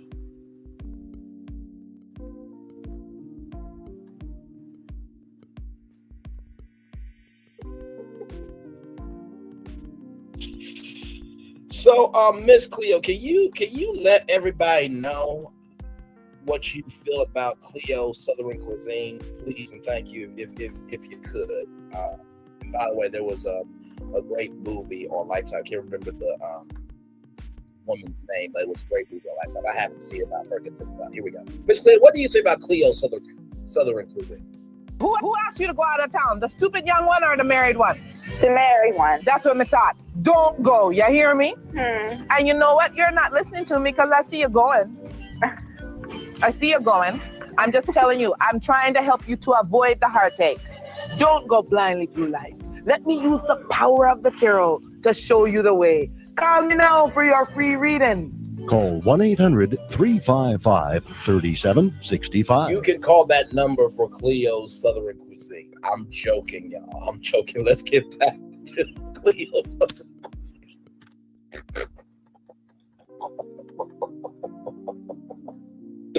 Oh, my Lord Jesus. Okay. If a rave review from TikTok food critic and my brother in being a Lee, Keith Lee, is any metric, Cleo's Southern Cuisine is one of Chicago's best soul food restaurants. He was so blown away that he returned a year later to confirm his original review and left even more impressed. Chef Kristen Asher, with the help of her aunt, opened the first location in May of 2019, not far from her childhood neighborhood. 2 years later, Time Out would name her Chicago's fried chicken queen. It's an apt moniker too. Cleo's Southern Cuisine fried chicken is a well-seasoned balance of crispy juiciness. Another knockout is the Southern fried catfish, which is buttery, fall apart tender. A drizzle of spicy remoulade sauce takes both to new levels. Other menu must-tries include homemade honey cornbread muffins and pineapple candy sweet potatoes. Ooh! Remember when I said BET Food should be a network? BET! Get creative and call me, beat me, and reach me. Let's make some content, damn it. There's lots of savory Southern delicacies to indulge in, whichever you choose. Cleanse your palate with Mississippi Sunshine Sweet Tea or Purple Rain, Purple Rain. Hey, hey, hey, hey, Purple Rain, Purple Rain. Woo, hoo, hoo, hoo, hoo. Woo, hoo, dan, dan, dan, da, da, da, da, da. Really? I know I'm not Prince, but damn it, he in heaven. I think God sometimes takes away the wrong people that should still be here. And don't at me for that, because some of y'all have those inner thoughts too. You just too afraid to say it out loud, damn it. Anyway, and don't forget to grab one of the desserts. This Chi-Town standout has 3 locations: a flagship in Bronzeville, one in the Loop, and another in Auburndale. And those are all of the Black-owned restaurant chains across the U.S. Congratulations to each and every restaurant making this list, and also to shout out to Tasting Table for making this list happen as well. Thank you so much for that. Miss Cleo passed away. Yes, we did. Oh yeah, Miss Cleo passed away. Yep, Miss Cleo passed away. I think, like I said, I think it was a movie on Lifetime. Miss Cleo movie Lifetime. Lifetime aired a movie titled Miss Cleo: Her Rise and Fall. So yes, it was Lady of Rage. She was the actress Lady of Rage. Did a biopic called Miss Cleo: Her Rise and Fall. The movie explores the downfall of the network due to fraudulent allegations and Miss Cleo's defense of her reputation. So you can check that out on the Lifetime app. So, all right, y'all. More Brainley's Virtual Tour Live coming up right from this space right here, right now. I know what you're thinking. Bro, you haven't taken a commercial break. Y'all, I got the energy, okay? By the way, shout out to rollout.com, celebrating 25 years of being a platform. Absolutely. Princess Love quits drinking after tongue kissing Ray J. The tongue fighting rather comes amid Princess Love's 4th attempt to divorce Ray J. As Ray J's estranged wife, Princess Love, vows to follow through on her declaration to divorce her husband for the 4th time, she's also declared that her drinking days are in her rearview mirror. Love is swearing off alcohol following a wild night where the two were captured slobbering each other down at the Millennium Tour concert in Los Angeles. Filled with the customary morning regrets, Love promised never to contaminate her head with soul-struck spirits. Well, they say alcohol is a window into the soul. Princess Love swears off alcohol, never drinking again. Love posted in all caps for her 4 million Instagram followers, complete with multiple green vomiting emojis. So there she is, Princess Love right there with that. Princess Love had an epiphany the day after the star of Love and Hip Hop Hollywood posted another thought that indicates that she had epiphany after the room stopped spinning around her. Never mix tequila and Tito's, she implored fans. Well, you know, you saying what people should not do is going to make people curious, because I'm kind of curious myself. Now, if you want to really know, just get like a little airplane bottle. And, you know, there you go. At least that's better than getting 2 750 milliliter bottles. Okay, listen. And what seemed like a scene from About Last Night, Princess Love and Ray J decided to attend the music tour stop together. While there, they packed on the PDA despite being in the throes of contentious divorce. A concert goers that were sitting next to a couple filming a strange married couple getting hot and heavy. Shut up! And that Ray J looking into the camera.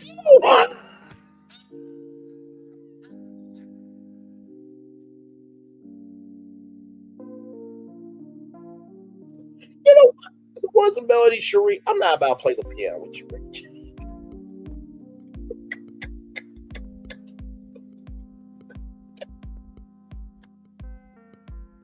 I love how this guy is oblivious to what's going on. Or maybe he saw what's going on, just like, you know what, I'm just gonna turn the way. This is not my damn business.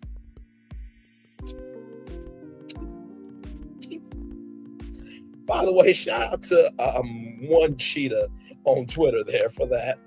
Some fans convey disgust at Princess Love, the public spectacle. Like, he's literally looking to the camera. It reminds me of the prank phone call that Nephew Tommy did. Yes, I would like to paint your wife on canvas. What the fuck? No guy listened to that prank phone call. By the way, Nephew Tommy and Jasmine Crockett, or Jasmine Crockett Lee, or Jasmine Lee, Miss Lee if you're nasty, they finally met because Nephew Tommy had the Black Dancing, Black Marketing, Black Imagination to prank call Jasmine Crockett, trying to do the good work for us, okay? So, and from what I hear, Jasmine Crockett was doing her job on the prank phone call. So, shout out to Jasmine Crockett. And Nephew Tommy, quit playing with people, because one day you're going to get your ass caught up. But still love you, though, because you do a great job on Ray Love. Although you might need a second host to kind of help you be the angry translator like Luther was for Obama on Key and Peele, but that's neither here nor there. Some fans conveyed disgust at Princess Love. The public spectacle incited debate on social media, with some fans opining about Love's resolve to follow through on the divorce after 3 previous tries. She's never going to leave that man for good. They need to be banned from ever filing a divorce again. One fan barked on the Shade Room comment section. Another fan swatted away the belief they had reconciled their I drunk kissed my ex-husband too, so what? LOL, the woman penned. So you drunk kiss your ex-husband? Did you drunk swallow him too later on that night in bed? Not my business. Listen, while one fan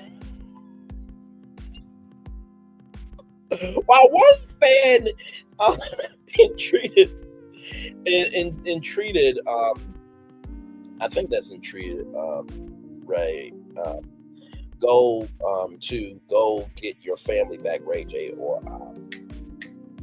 or try to entice Ray J to go get your family back, Ray J. Another admonished the rapper and actor. You really need to grow up and seek counseling privately. A 4th respondent said the episode amounts to very little, if anything. Looks like 2 drunken, horny people here, nothing to see here. A 5th fan surmised that Coca-Cola is a hell of a drug mixed with love. Not Rick James.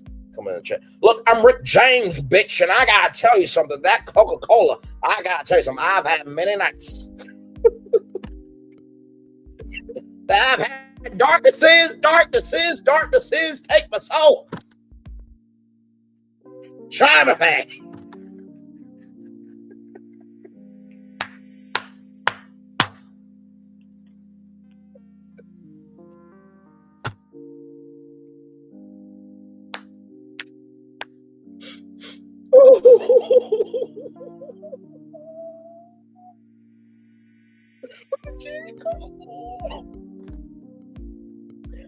Oh my Lord!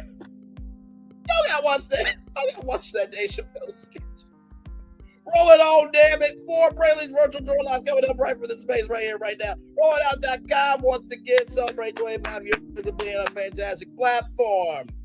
Is Rihanna hinting at marriage as she poses in lingerie? The Bahamian beauty flexes her attributes in promotion of her new bridal collection. And yes, we have the photos here. Rihanna may have wedding on the brain as she poses in risque lingerie to promote Savage X Fenty bridal collection, or she may have wedding bells on the brain. The 37-year-old, 9-time Grammy winner got real cheeky as she barely wrapped herself in pink lingerie that highlight her voluptuous attributes. The Bahamian beauty and mother of 2 boys. Child, after these photos, I think A$AP Rocky wants a girl. Hey, sweetie. But you know what the gag was? Rihanna and A$AP Rocky was probably testing out the lingerie before Rihanna made it to market, or put the lingerie to market. Anyway, on the Bahamian beauty mother, 2 boys in a retro-inspired pink scenario, posing on top of a party table right next to a wedding cake. Bad girl Riri is flossing pieces from the At First Sight set, replete with classic lingerie silhouettes with Savage X details. Right? Rihanna unveils the Savage X Fenty first bra selection. The bra collection also features a Take a Vow set, which includes silhouettes with vintage details and extra special embroidery in satin ever after. Hang on, I'm gonna pull up the website because y'all know we always promote a black-owned business, okay? I'm on fire this morning, this afternoon, this evening, based on your location. And I'm here for the energy. Okay, I think this is pulling up here. Because I definitely want to.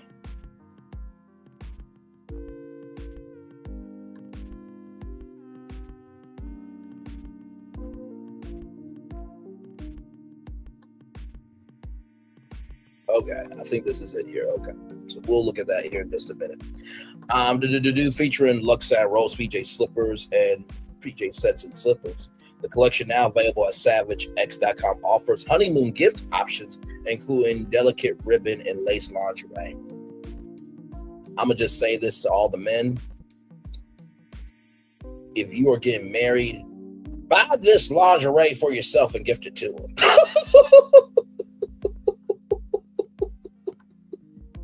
That's what you need to do. Buy this lingerie for yourself and gift it to her. Buy this lingerie for yourself and gift it to her.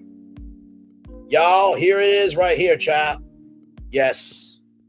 Yes, that's the video right here. Her front, her behind, and then the curves right there. In related news, Rihanna told her 150 million Instagram followers that Glorilla would become Savage X Fenty's first singular ambassador across all 4 of her brands: Savage X Fenty, Fenty Beauty, Fenty Skin, and Fenty Hair. At the same time, Riri informed Pop Culture that New York's Yankee pitcher Marcus Strong will serve as ambassador for Savage X Fenty's debut men's loungewear campaign. Fans fawned over Rihanna's carefully curated scene, and of course her post-baby body. Others were curious if the Rude Boy singer was giving off cryptical clues about the status of a relationship. Riri trying to tell us that she's going to become Mrs. A$AP soon, upon one fan on Twitter, while another questioned her motives for the bra collection. What are you saying, Riri? A third person inquired if Riri and A$AP had already got married in secret, a la Nelly and Ashanti. Others had their mouths agape at Rihanna's caramel-coated skin and falls for sleep. Wow, Slay looks perfect, so beautiful, also hot, beautiful, amazing, fine mama. Yes, mama. Ooh, shit, you looking good, girl. Damn. So yes, indeed, there, y'all. So yes, this is let's see here.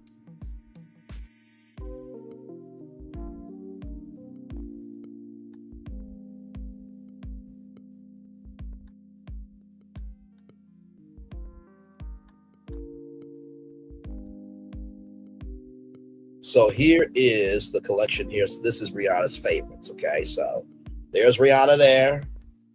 Child.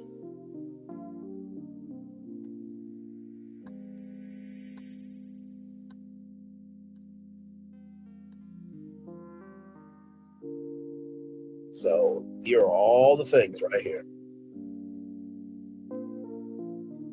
Oh yeah, here. So there's that one. I don't think you can fast forward. Child, I saw these pictures and I'm just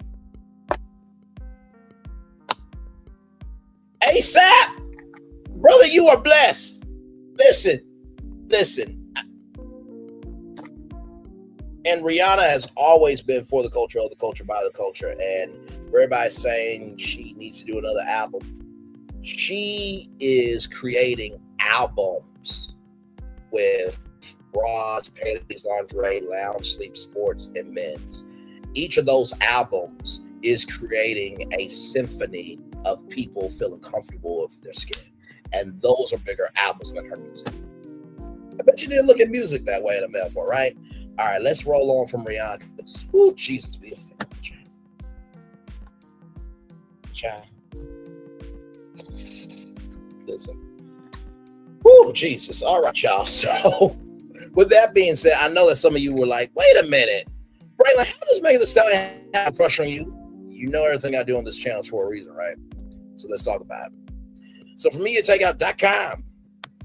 Slim Thug, Megan Thee Stallion has a crush on me. Slim Thug hopped on a live stream to tell his fans that he believes Houston hottie Megan Thee Stallion has a crush on him after she performed more than one of his hit songs during her Coachella set. Did y'all see the Stallion dancing to my songs? If that ain't a hey, I want you daddy call, I don't know what is. I'm just waiting on my dad. No, she got a crush on me. By this point, he said to his followers. Did y'all see the Stallion dancing to Thug from around the way? And still tipping? If that ain't a hey, I want you daddy call, I don't know what is. So I'm just waiting on my day, kid. I'm just waiting on her to come to Houston and hit my line like, hey, I'm in town, pick me up. You know what I'm saying? It's only a matter of time at this point. She brought me out in Houston. Know she got a crush on me by this point. She danced to two of my songs.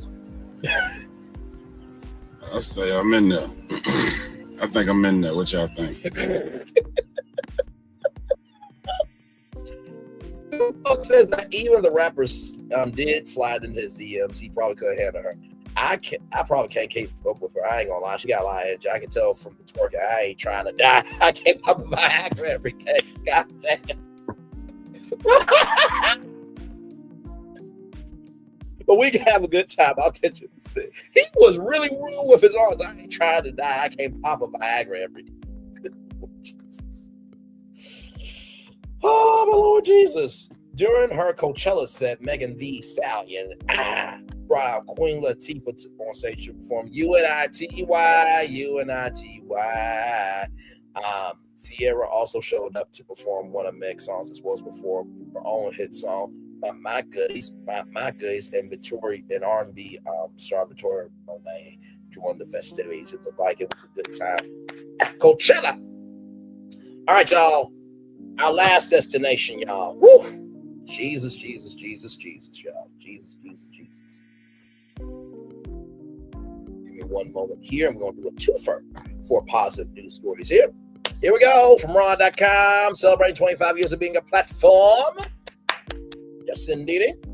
Will Smith's new album, written by Chris Rock's brother Tony. Comedians Tony Rock and Michael Che also tore apart the album based on a true story part. Will Smith's long-awaited album based on a true story was savaged by critics and fellow entertainers like including comedians Tony Rock and Michael Che from Saturday Night Live. Will Smith 56 released the album on March 28th, but there has been little to no fanfare or excitement for the project or any of the singles that were released. Worse for the Men in Black star, according to Complex Magazine, the album has not charted on any of the Billboard charts. Will Smith's album, quoted by critics in its review of the album, Pitchfork wrote that based on a true story is a pointless apology tour and corny, while the publication hammered the project with a 2.4 out of 10 rating on it. It's a campaign platform devoid of perspective for style, uninterested in narrative or spin, but always a message. Please take me back. The publication writes the release. Rolling Stone wasn't was not any kinder, rather than announcing Smith's album as clunky, and said most of the album is weighed down by cringy, gospel tinged, and platoonistic rap. Good day. Recapping Will Smith's first single, International Barbershop Day, the only headline generating thus far, based on a true story, was the first single, International Barbershop Day, when Smith recounted the time he laid the smackdown on Chris Rock's face at the 2022 Academy Awards on the track. Smith raps, "I heard he down bad, I heard he won the Oscar, but he had to give it back, and you know they the only one who made it do that shit because he's black." Woo! Smith did briefly reference the Oscars debacle in the second single, "You Looking For Me," where he spits, "I took a lot, I'm back on top. Y'all gonna have to give me acclaim. Won't stop my ish is still hot, even though I won't get nominated." Acclaimed. Okay, so being an acclaimed person. Okay. Fellow comedic actors blast Will Smith's album. Tony Rock, Chris Rock's younger brother, barked at TMZ while denouncing the album as trash, even though he admits he did not listen to a single song of the project. Good Lord Jesus. Rock said, "Everybody keeps telling me to stop talking about it, but he fucking puts it on a song." Tony said, "So that gives me what you talk about again. Album's trash. You just assume I had to listen to it. I refuse to listen to it."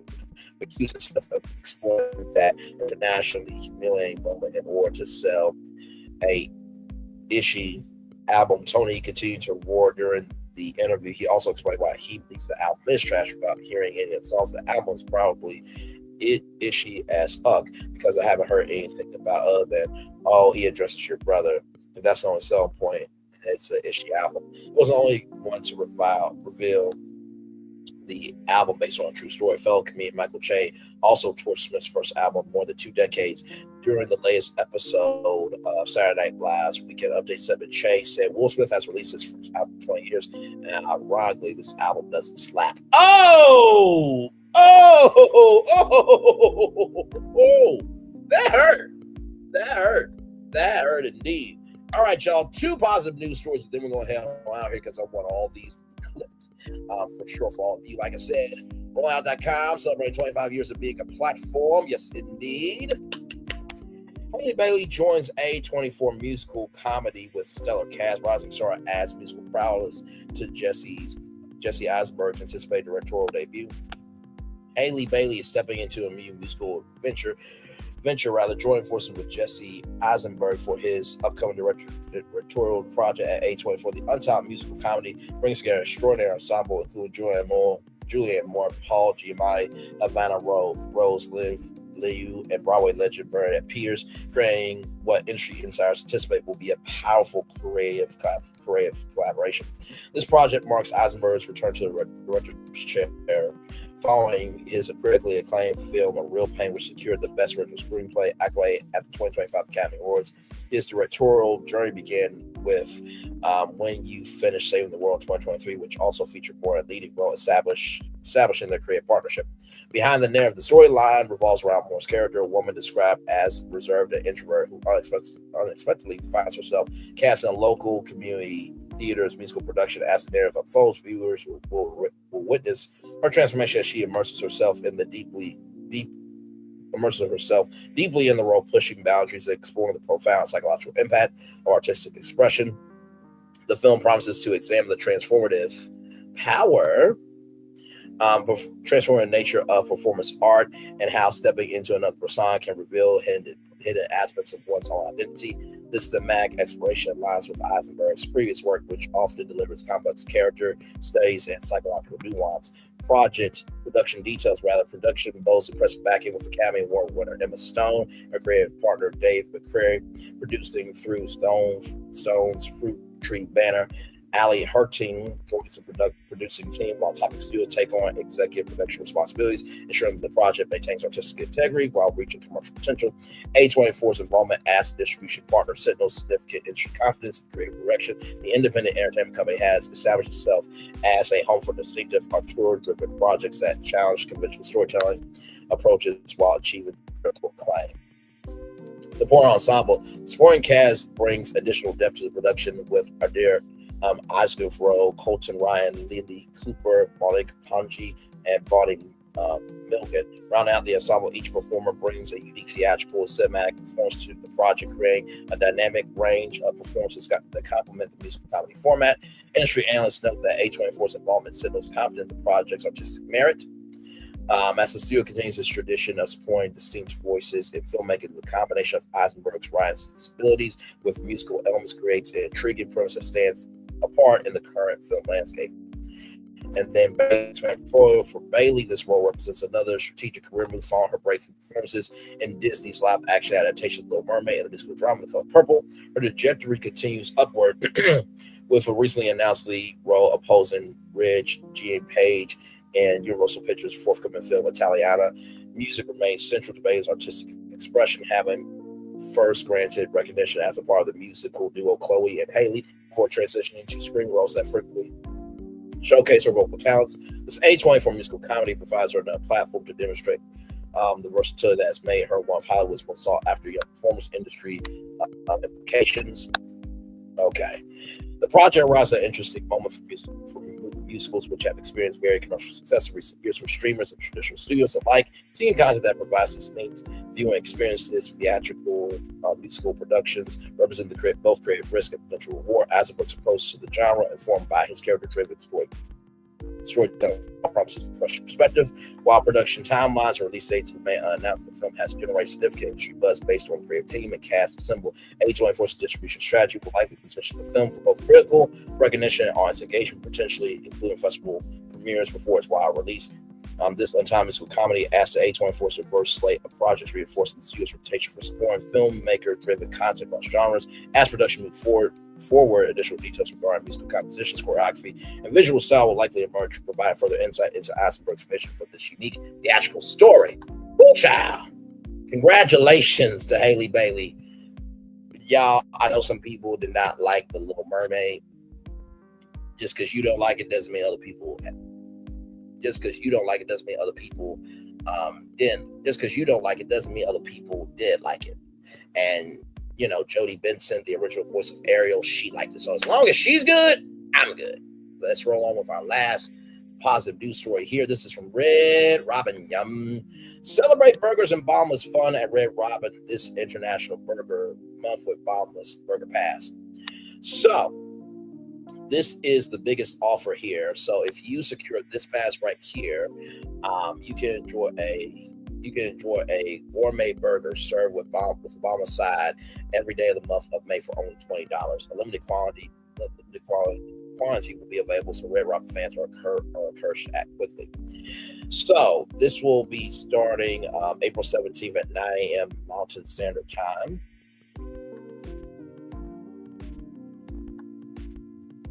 Which will be 11 a.m. So tomorrow at 11 a.m., when I am not on tour, because I will be resting unless there's something in the culture that needs to be talked about, you can get this pass. So guests who purchase this limited time offer will receive an exclusive black and gold card in the mail for redemption from May 1st to May 31st. Red Robin's Bombless Burger Passes is redeemable for one gourmet burger of guest choice served with a bombless side each day of the month of May. Substitutions, additions, or premium size may result in additional charge. So they have backyard barbecue pork burger, backyard barbecue pork nachos, peach berry freckled lemonade, spiked peach berry freckled lemonade, and peaches and cream milkshake. So that will be their summer menu there. So, and of course, they have a Red Robin loyalty sweepstakes. And so for those of you who may miss out on that, Red Robin loyalty members have the chance to win free burgers for a year by both purchasing a burger and beverage while logged into your account during the month at participating Red Robin restaurants or on redrobin.com and Red Robin mobile app. A total of 12 lucky winners will be selected at random. So there you go. How cool is that? All right, y'all. That is our show. One love, much love, all love. I feel the love. Now send it right back to you. Bye, everybody. I will see you all tonight at 6 o'clock for another show. So one love, much love, all love. Once again, bye, everybody.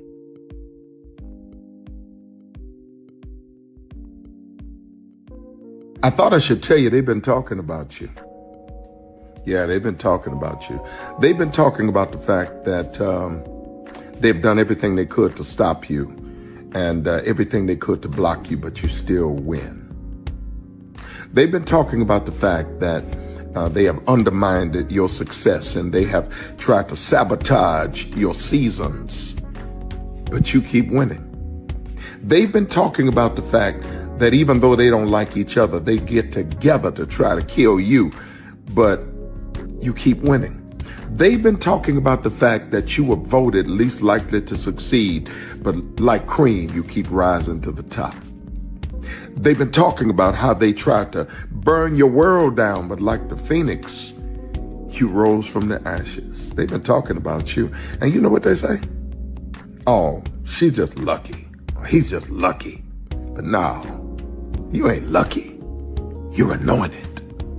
You got something on you. You got favor on you. You got power on you. You were born to win. Now they can call it luck, but it's grace. They can call it luck, but it's favor. But whatever they call it, it doesn't matter, because you know what God calls you? Do you know what God calls you? A winner.